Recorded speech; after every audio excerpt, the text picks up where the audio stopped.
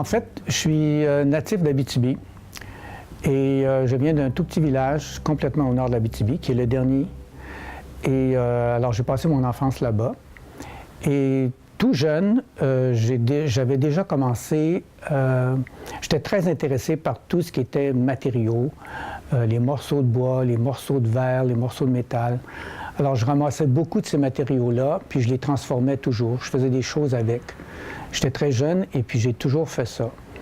Et j'avais déjà dans ma famille des gens qui étaient des artistes, qui n'étaient pas reconnus comme artistes, parce que dans ce temps-là, il n'y avait pas, dans un petit village comme celui-là, on ne donnait pas le nom de dénominateur comme artistes, on ne les nommait pas comme des artistes, mais c'était des gens qui étaient très talentueux. Et dans la famille de mon père, il y avait de ces personnes et que j'admirais beaucoup. Et puis, en voyant leur travail, moi, j'ai commencé à vouloir faire des choses avec les objets que je ramassais. Et j'ai commencé à les mettre ensemble, des morceaux de bois, des morceaux de métal. Je faisais du dessin également. Et alors, tout jeune, déjà, j'aimais m'exprimer à partir de matériaux. Je ne savais pas où ça allait m'amener, mais j'avais beaucoup de plaisir à jouer avec ça, puis j'accumulais des choses. Alors, c'est comme ça que, petit à petit, j'ai développé ce côté-là de créativité artistique. Et puis, avec le temps, j'ai développé un intérêt de plus en plus grand, mais je n'avais pas une confiance totale en moi comme artiste. Donc, je voulais pas m'en aller en art parce que j'avais justement pas cette confiance.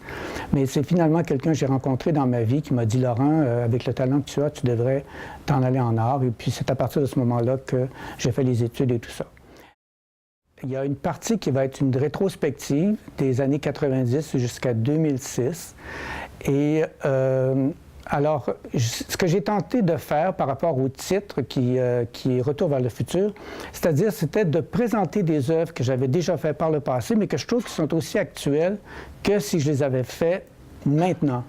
Et moi, je trouve intéressant faire le rapport entre ce que je fais actuellement et ce que j'ai fait auparavant. Et souvent, ce qui arrive dans des expositions, c'est que les artistes, on leur demande tout le temps de présenter du travail nouveau, alors que tout le travail qui a été fait auparavant, on ne le voit jamais. Il est dans le fond des ateliers, il est dans le fond des entrepôts.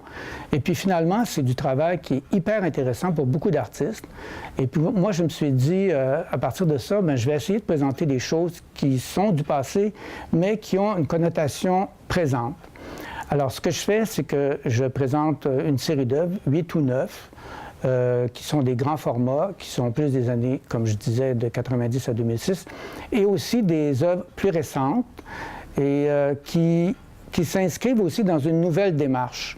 C'est-à-dire que dans cette démarche-là, il y a un mélange d'abstraction géométrique avec le paysage.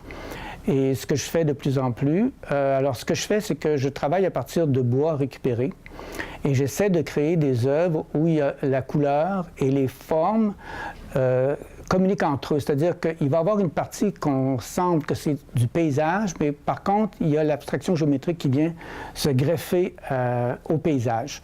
Alors c'est comme un défi que je me suis donné et j'aime travailler à partir de matériaux que je trouve et que j'essaie de transformer en œuvre. Pour moi, c'est comme un défi et c'est comme de donner une nouvelle vie à quelque chose qui allait comme disparaître.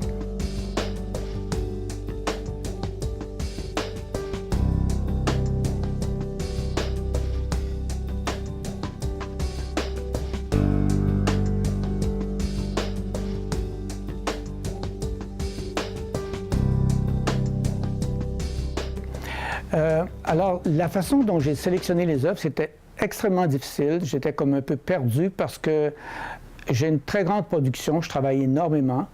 Et ce que j'ai tenté de faire, et tout en essayant de ne pas trop mettre de choses, mais moi, je suis quelqu'un qui aime les accumulations, et ça fait partie de ma vie. Moi, c'est personnel, mais j'ai été diagnostiqué TOC, trouble obsessif-compulsif. Je l'étais enfant, donc évidemment, je le suis toujours. Et moi, ce que j'aime, c'est l'accumulation des choses. J'accumule des objets. J'ai une collection sur l'architecture, où je collectionne les monuments, l'architecture. Et pour moi, ce qui est intéressant, c'est quand on les met ensemble. Ça leur donne une nouvelle vie, ça leur donne un aspect neuf. Et j'aime voir toutes ces formes qui se trouvent une à côté de l'autre. Et pour moi, c'est très intéressant de voir comment il y a une relation entre les formes. Alors, mon travail, il y a ce rapport-là aux formes. Et en fait, c'est pas du tout minimal ce que je fais, parce que je suis toujours dans l'excès. Je suis quelqu'un qui est excessif dans la vie, donc mes œuvres sont excessives. Et vous allez voir, dans l'espace, on ne s'ennuie pas. Je veux dire, ça explose de couleurs, ça explose de formes, mais c'est moi. Je ne peux pas faire une exposition minimaliste. Je ne suis pas un minimaliste. Je suis quelqu'un qui aime l'abondance, je suis quelqu'un qui aime la couleur, qui aime la forme. Donc, c'est une exposition qui va dans toutes les directions, mais qui me ressemble. C'est comme si on rentre dans un cocon. À partir de ce moment-là, je travaille beaucoup avec les accidents. C'est-à-dire que j'utilise le bois. Okay? Dans le bois, il n'y a pas de perfection, il y a toujours des imperfections. Alors moi, à partir de l'accident, à partir de ce qui s'est produit avec la pièce de bois, c'est-à-dire si elle est brisée, si elle a été usée par le temps ou par la pluie ou quoi que ce soit, j'aime ça, prendre ce morceau-là pour essayer de le transformer, pour qu'il devienne quelque chose.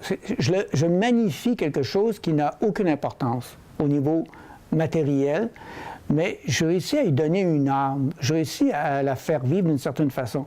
Alors, c'est évident que dans beaucoup de mes œuvres, il y a une part d'accident. Et pour moi, je trouve ça intéressant de partir de ça pour créer. Tout n'est pas parfait dans mon travail. Faut voir aussi, parce que j'utilise beaucoup les boulons, les clous, et souvent les clous sont apparents, les vis sont apparentes. Mes œuvres ne sont pas parfaites, mais elles parlent, c'est-à-dire que ça vit, les matériaux vivent, ils vont vivre par l'humidité. L'œuvre va se transformer, elle n'aura pas toujours la même apparence, elle va peut-être se dilater un peu, peut-être qu'elle va, avec le temps, parce que comme l'aluminium réagit au froid et à la chaleur, j'utilise beaucoup l'aluminium, bien, il y a des forces au niveau physique qui se produisent et on peut le voir. Et puis avec le temps aussi, je vois que j'ai des œuvres que j'ai faites dans les années 90 que je vais présenter. Si on les regarde comme il faut, on va voir qu'il y a des petits défauts. Mais c'est normal. Cette pièce, elle vit comme mon corps vit. Mon corps vieillit. L'œuvre, elle va vieillir. Puis il y a beaucoup d'œuvres qu'on doit, avec le temps aussi, restaurer.